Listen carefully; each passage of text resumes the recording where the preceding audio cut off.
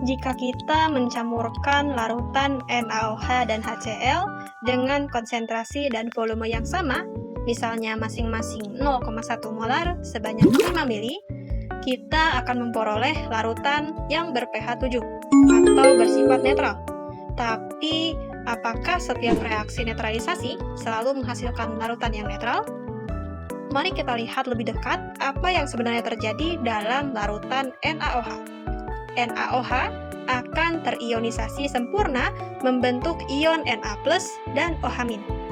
Tapi, apakah ion-ion ini hanya melayang bebas begitu saja dalam air? Tidak, faktanya ion-ion ini mengalami hidrasi, yaitu dikelilingi oleh molekul-molekul air. Na+ sebagai kation akan dikelilingi oleh sisi negatif dari molekul air, yaitu atom oksigennya. Ini disebut reaksi hidrasi. Sementara itu, OH- sebagai anion akan berinteraksi dengan sisi positif dari air, yakni atom hidrogen, khususnya antara oksigen dari OH- dan hidrogen dari H2O. Ion-ion dalam larutan tidak pernah benar-benar berdiri sendiri. Mereka selalu membentuk struktur terlarut yang lebih stabil bersama air. Jadi, secara simbolik, reaksi ionisasi NaOH dapat dituliskan sebagai berikut. Sekarang, mari kita lihat apa yang terjadi dalam larutan HCl. Sama seperti NaOH, HCl juga terionisasi sempurna. Tapi, ion-ion yang terbentuk tidak melayang-layang bebas begitu saja dalam air ya. HCl akan melepaskan ion H+ dan Cl-. Namun, H+ tidak berdiri sendiri. Ia langsung berinteraksi dengan molekul air dan membentuk H3O+. Bagaimana proses terbentuknya ion H3O+, atau yang disebut juga sebagai ion hidrogen? Ion H+ akan tertarik ke sisi bermuatan parsial negatif dari air, yaitu atom oksigen, dan membentuk ikatan. Hasilnya adalah H3O+.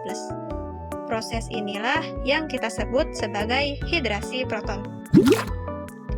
Demikian juga yang terjadi pada ion Cl-. Ion ini mengalami hidrasi, artinya ion Cl- yang bermuatan negatif akan dikelilingi oleh bagian positif dari molekul air, yaitu atom hidrogennya. Dengan begitu, Cl- tidak melayang-layang bebas, tetapi terlarut dalam bentuk terhidrasi seperti ini. Nah, secara simbolik, keseluruhan reaksi pelarutan HCl dalam air dapat kita tuliskan sebagai berikut. Jadi, benar ketika kita mencampurkan larutan HCl dan NaOH dengan konsentrasi dan volume yang sama, misalnya masing-masing 0,1 molar sebanyak 5 mili, maka larutan hasil reaksinya akan menunjukkan pH 7 jika diukur dengan pH meter. Namun, tahukah kamu, sifat netral itu bukan berasal dari garamnya, yaitu NaCl, tapi dari airnya. Kenapa bisa begitu? Karena jika kita amati secara submikroskopik, garam NaCl akan terionisasi sempurna menjadi ion Na+ dan Cl- dalam air.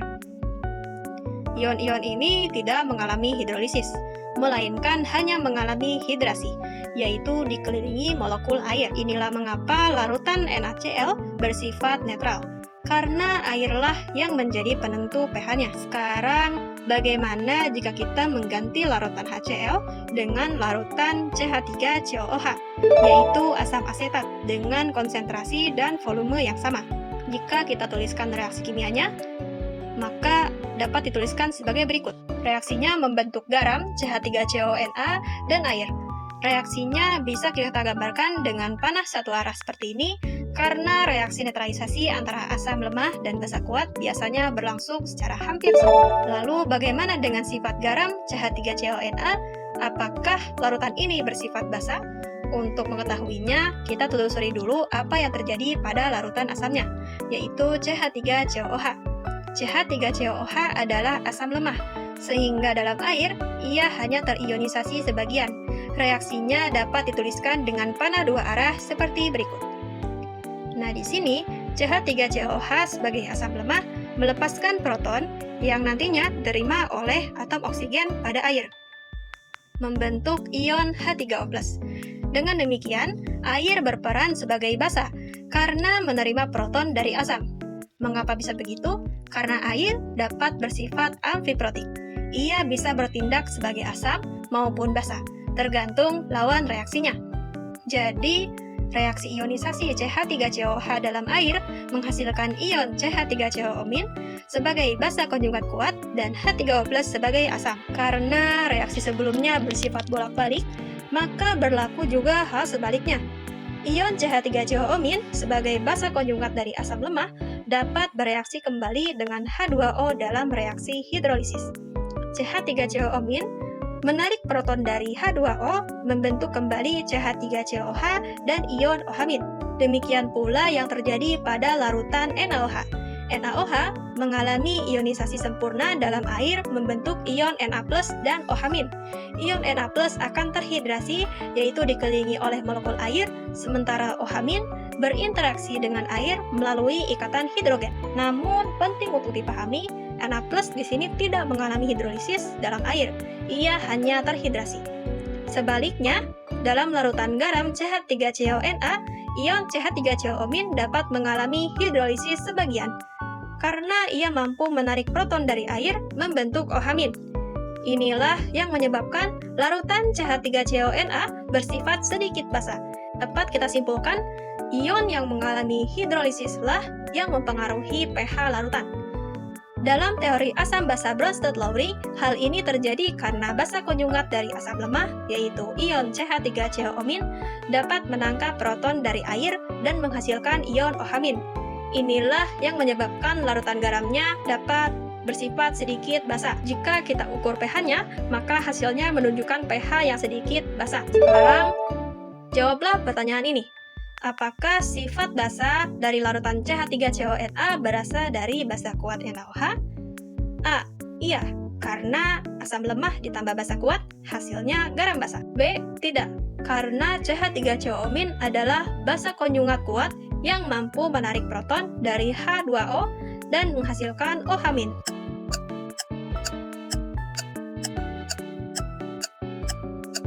Kalau jawabanmu masih A, coba ulangi lagi videonya ya, karena itu belum tepat. Ingat, fokus pada ion dari garam dan coba tuliskan reaksi hidrolisisnya. CH3COO- bisa mengalami hidrolisis, menghasilkan OH-, jadi larutannya sedikit basa.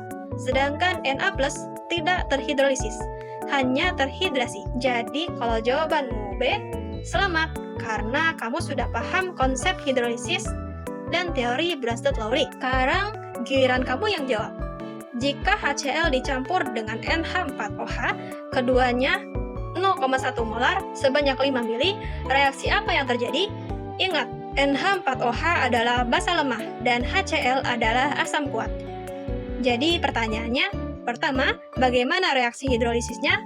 Dan yang kedua, apa yang menyebabkan larutannya bersifat sedikit asam? Tuliskan jawabannya di kolom komentar dan jangan lupa gunakan teori asam basa Bronsted-Lowry. Terima kasih sudah menonton dan stay tune untuk video berikutnya.